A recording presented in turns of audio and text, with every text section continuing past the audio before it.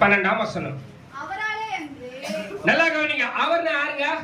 இப்ப ஒருத்தர் மட்டும் எல்லாரும் என்ன பாருங்க, என்ன பாருங்க, என்ன பாருங்க, என்ன பாருங்க, என்ன பாருங்க, என்ன பாருங்க. நீ வாசிமா.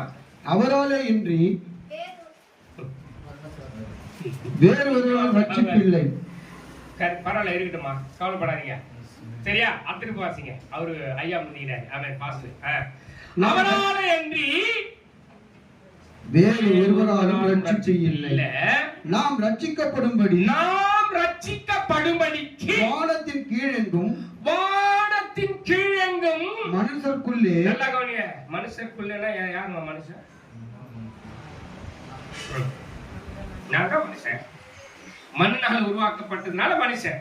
என்னது மனுஷன் என்பதற்கு பூமியின் மண்ணினாலே மனுஷனை உருவாக்கி மண்ணை மனுஷனாய் மாத்தினார். அந்த மண்ணை மனுஷனாய் மாத்தினபடினால் மனுஷன் என்று பெயரிட்டார். சரி, வானத்துக்கு கீழே பூமிக்கு மேலே மனுஷனுக்குள்ளே அவருடைய நாமமே அல்லாமல் வேறொரு நாமம் கட்டளிடப்படவும் இல்லை என்றார். ஹல்லேலூயா. மனுஷனுக்கு ரட்சிப்பு மிக முக்கியம். மனுஷனுக்கு ரட்சிப்பு மிக முக்கியம். மனுஷன் இந்த மண்ணா இருக்கிற இந்த சரீரத்துக்கு அல்ல, மனுஷனுக்குள்ள இருக்கிற ஒரு ஆள் இருக்கிறார். ஆள் தத்துவம் உள்ள ஒரு ஆள் இருக்கிறார். தெரியுமா உங்களுக்கு? நமக்குள்ள ஒரு ஆள் தத்துவம் இருக்குது. நல்லா தெரிஞ்சுக்கங்க. இது மண்ணா இருக்குது, மண்ணுக்கு போயிடும், சரீரம் மண்ணுக்கு போயிடும். ஆனா உள்ள இருக்கு தெரியுமா? ஆத்துமா.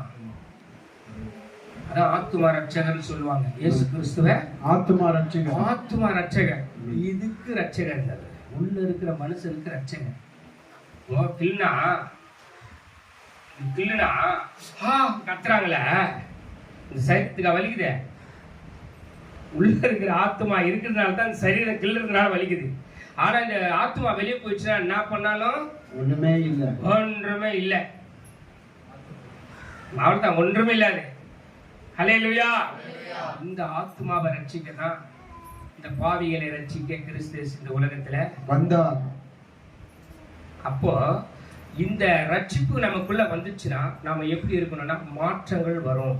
சொல்லுது, ஒருவன் கிறிஸ்துவுக்குள் இருந்தால் புது சிருஷ்டியா இருக்கிறான். அப்போ புது சிருஷ்டி வரும்போது பழசு எங்க போயிட்டான்? ஒழிஞ்சு ஓடி போச்சு. எத்தனை பேருக்கு ஓடிச்சு சொல்லுங்க? இப்போ எனக்கு பழசு உள்ள இல்ல. சொல்லுங்க, எனக்கு பழசு உள்ள இல்ல. ஏன்னா பழசு உள்ள இருந்தா புதுசு உள்ள வராது. பழசு வெளியே போனா தான் புதுசு உள்ள வரும். நான் புது சிருஷ்டி. சொல்லுங்க, ஒருத்தர் கை பிடிச்சு சொல்லுங்க, நான் புது சிருஷ்டி. கை பிடிச்சு சொல்லுங்க, புது சிருஷ்டி. நீங்க மாட்டீங்க. நான் புது சிருஷ்டி. ஐயா புது சிருஷ்டியா? அப்படி சந்தோஷம் வரும் பாரு. அப்பா உள்ள வரும்போது, அப்பா ஏற்றுக்கொள்ளும் போது, ஐயோ ஆதியில இருந்த அன்பை நான் விட்டுட்டேனே.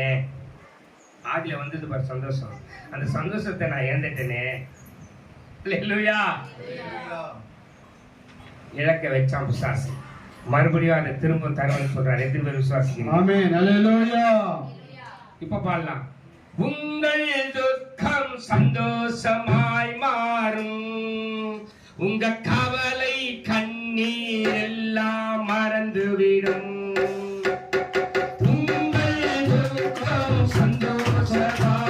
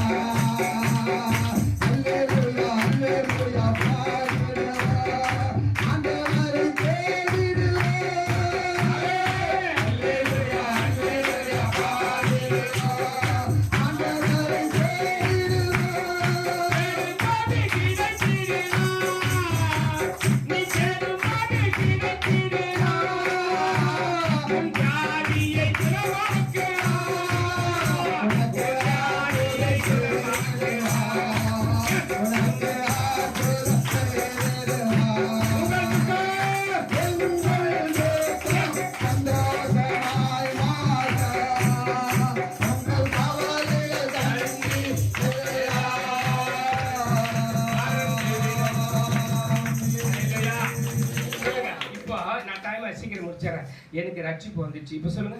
எனக்கு என் ரட்சிப்பு பாவங்களை மன்னித்தார், எனக்கு ரட்சிப்பு வந்துச்சு. என் மீறுதலை மன்னித்தார், எனக்கு ரட்சிப்பு வந்துச்சு.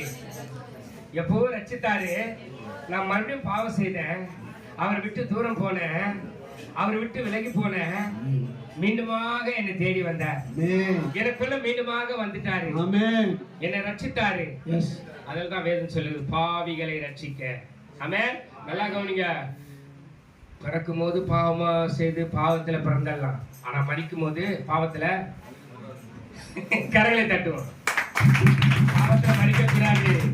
ஏன்னா பரிகாரி இயேசு. பரிகாரி இயேசு. இயேசு அந்த பாவங்களை அவர் சுமந்தார். அதனால நான் மரிக்கும் போது பரிசுத்தமா தான் மரிப்பேன். ஹல்லேலூயா, ஹல்லேலூயா, ஹல்லேலூயா. அதான் பாவிகளை ரட்சிக்க கிறிஸ்து உலகத்தில் வந்தார். அப்போ பாவம் மன்னிக்கப்பட்டது, பாவம் நீக்கப்பட்டது, பாவம் மூடப்பட்டது, பாவம் எல்லாவற்றிலையும் கழுவப்பட்டது சொல்லுவாங்க. பழைய ஏற்பாடுலாம் வந்து இருக்கும். ஆனா பாவங்களை மன்னிக்கிறவர் இயேசு. ரத்தம் அப்படியாப்பட்ட ரத்தம். ஆமென். சாதாரண ரத்தம் இல்ல, மனுஷ ரத்தம் இல்ல, அப்பாவுடைய ரத்தம் பாவங்களை மன்னித்துச்சு. ஆமென். இப்ப ரட்சிப்பு எதுல வந்தது? அவர் ரத்தத்தை சிலுவையில் சிந்தின ரத்தத்தினால பாவ மன்னிப்பாகிய மீட்பு குமாரனாகிய அவருக்குள் அவருடைய ரத்தத்தினால பாவ மன்னிப்பாகிய மீட்பு. கொலோசியர் 1:14 சொல்லுமா? கொலோசியர் 1:14 சொல்லுது, குமாரனாகிய அவருக்குள் அவருடைய ரத்தத்தினால பாவ மன்னிப்பாகிய மீட்பு. ஹல்லேலூயா. கொலோசியர் வாசிக்க கேட்போமே. குமாரனாகிய கவனிச்சீங்களா? பிதாவானவர் குமாரனை அனுப்பினார், குமாரன் பரிசுத்த ஆவியை அனுப்பினார். அந்த பரிசுத்த ஆவியை நமக்குள்ள இப்போ நான் போய் உங்களுக்கு ஒரு தேர்ச்சரவாளனை அனுப்புவேன். போனா தான் பிதாவானவர் குமாரனை அனுப்பினது போல பரிசுத்த ஆவியானவரை அனுப்புவார். ஹல்லேலூயா. சரி, வாசிக்க கேட்போம். குமாரனாகிய அவருக்குள் அவருடைய ரத்தத்தினால பாவ மன்னிப்பாகிய மீட்பு. கரங்களை தட்டுமா? ஐயா, என் ஆத்துமாவை மீட்ட ரட்சகர் யார்? ஆத்துமாவை மீட்ட ரட்சகர் யாரு? சரி, ஒன்று. இப்போ யாருக்கு ரட்சிப்பு? எனக்கு. கரங்களை தட்டுவையா? எனக்கு ரட்சிப்பு. இப்போ நீங்க ஒருத்தர் பார்த்து சொல்லுங்க, உனக்கு ரட்சிப்பு. எனக்கு ரட்சிப்பு. பார்த்து சொல்லு, உனக்கு ரட்சிப்பு, உனக்கு ரட்சிப்பு. ஹல்லேலூயா. ஆமென். ரெண்டு பேரும் சொன்னா நலமா இருக்கும். பழுத்த பழம் ரெண்டு அம்மாங்க. அம்மா நீங்க ரெண்டு பேரும் சொல்லுங்க, உனக்கு ரட்சிப்பு. ரெண்டு பேரும் சொல்லுமா? வயசான காலத்துல எவ்வளவு பேர் ரட்சிப்புமா இது? ஆமென். அம்மா ரெண்டு பேரும் திரும்ப அம்மா அம்மா திரும்பி சொல்லு. அம்மா நம்ம அம்மா காலையில அம்மா நான் பார்த்தேன். உனக்கு ரட்சிப்பு சொல்லுங்க. ஹல்லேலூயா. வயசான காலத்துல அப்பாவுடைய சமூகத்துல காத்து நினைக்கிறாங்க. ஹல்லேலூயா. எவ்வளவு பெரிய ரட்சிப்பு. ஆமென். ஆமென். அப்போ ரட்சிப்பு மிக அவசியம். நான் ரட்சிக்கப்பட்டேன். சொல்லுங்க. நான் ரட்சிக்கப்பட்டேன். நான் பரிசுத்தமாயிட்டேன். இனி பாவம் செய்ய மாட்டேன், இனிமேல் திட்ட மாட்டேன், ஒரு கெட்ட வார்த்தையை வாயில வராது. நான் புது சிருஷ்டி. சொல்லுங்க. நான் புது சிருஷ்டி. என் கெட்ட வார்த்தை வராது, கோபத்துல கூட வராது. சொல்லுங்க. இப்போ அறிக்கை பண்ணணும். அறிக்கைக்கு வராது எதுவும் மன்னிக்கப்படாது. கெட்ட வார்த்தை ஒன்று உங்கள் வாயிலிருந்து புறப்பட வேண்டாம். பக்தி விருத்திக்கு எதுவான நல்ல வார்த்தை உண்டானால் அதுவே கேட்கிறவர்களுக்கு பிரயோஜனம் உண்டாகும்படி பேசுங்க. நானும் பேசுறேன், கோபம் வரும்படிதான் பேசுறோம், செத்து போன்னு பேசுறோம், எங்கன்னா போய் தொலைஞ்சு போன்னு பேசுறோம். பேச்சு வார்த்தையால தேவன் கோபம் கொள்றார். எனக்கு அருமையான தேவ ஜனமே, தேவனை ஆராதிக்கிற தேவ ஜனமே, இப்ப ரட்சிப்புக்குள்ள வந்துட்டீங்க. நான் புது சிருஷ்டி. சொல்லுங்க.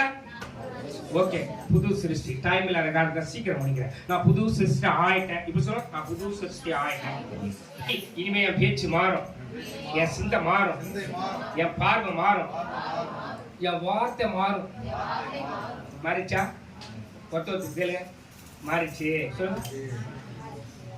அப்போ நாளைக்கு போயிட்டு ரெண்டு பேர் பார்த்து சொல்லிட்டீங்க, நேத்தானே என்னை பார்த்து சொன்ன மாறிச்சு, இந்த மாதிரி மாறாதேங்கிறிய. ஆனா நீ மாறவே, அப்பா மாற மாட்டாரா? மாறாத தேவன். அம்மா சொல்றாங்க, மகிமையின் ராஜன் உன்னோடு இருக்கையிலே மனம் பதறாதே நீ. போக்கியில வளர்த்து ஆஸ்வதிக்க போறார். காரணம் தெரியுமா? மாறிச்சு எல்லாமே. உன் துக்க நாட்கள் மாறிச்சு, உன் தரித்திர நாட்கள் மாறிச்சு. போற இடம்லாம் பிரச்சனையா இருக்குது, போற இடம்லாம் வேதனையா இருக்குது, போற இடம்லாம் கைக்கூடி வரதெல்லாம் வரமாட்டுது, எங்க போனாலும் ஒரே போராட்டமா இருக்குது. மாறிச்சு. சொல்லுங்க, நான் புது சிருஷ்டி ஆயிட்டேன், எல்லாம் மாறிச்சு மாறிச்சு. இப்போ ஓகே, இப்போ ரட்சிப்புல வந்துட்டேன், நான் ரட்சிக்கப்பட்டேன். சொல்லுங்க, நான் ரட்சிக்கப்பட்டேன். இப்போ என் வீடு ரட்சிக்கப்படணும். அல்லேலூயா. ஆமா, யாரை பார்த்து சொன்னாரு இந்த வீட்டுக்கு ரட்சிப்பு வந்ததுன்னு? சகோதரனே தட்டுவையா. லூக்கா 19ஆம் அதிகாரம் 9ஆம் வசனத்தை வாசிக்க கேட்கிறேன். லூக்கா 19:1. தனி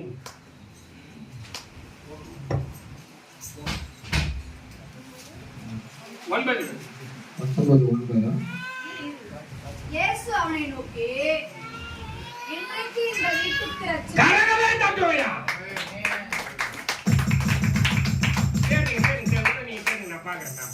இயேசு அவனை நோக்கி, இயேசு அவனை நோக்கி, இன்றைக்கு இந்த வீட்டுக்கு ரட்சிப்பு இன்றைக்கு இந்த வந்தது. வீட்டுக்கு ரட்சிப்பு வந்தது. போதும், வீட்டுக்கு ரட்சிப்பான். அவர் வீட்டுக்கு போல இன்னும், ஆனா வீட்டுக்கு நான் அவர் இருக்கிற வீட்டுக்கு ரட்சிப்பு வந்தது. உள்ளமா எடுத்துக்கலாம், நமக்குள்ள இருக்கிற உள்ளான மனுஷனுக்கு ரட்சிப்புன்னு எடுத்துக்கலாம். வீட்டுக்கு ரட்சிப்பு மிக முக்கியம். வீட்டுக்கு ரட்சிப்பு. சொல்லுங்க, இப்ப என் வீட்டுக்கு ரட்சிப்பு. சொல்லுங்க. நிறைய பேர் வீட்டுக்கு ரட்சிப்பு இல்லைங்க. எங்க போயிட்டு வந்தாலும் வீட்டுல வந்தா ஒரே போராட்டமா இருக்குது. யாருன்னா ஒருத்தர் காத்து நிற்கிறாங்க பேசுறதுக்கு. இப்பதானே போயிட்டு வந்தேன் நான். எனக்கு ஒரே தலைவலியா இருக்குது பேசாதுங்க. வீட்டுக்குள்ள ஒரே போராட்டமா இருக்கும். நைட்ல தூங்கினா ஒரே பிசாசு கனவா இருக்கும். ஒருத்தர் எங்க ராமநாதத்துக்கு போனேன், அதாவது ராமேஸ்வரம், அப்துல் கலாம் அடக்கம் பண்ணாங்கல்ல ராமேஸ்வரம். அங்க போனா, ஐயா வீடு கட்டிட்டாயா, வீடு அழகா கட்டிட்டாயா. உள்ள போய் உக்காந்து இருக்கிற நைட்ல வீட்டுல தூங்க போகும்போது கரெக்டா 11 மணிக்கு மேல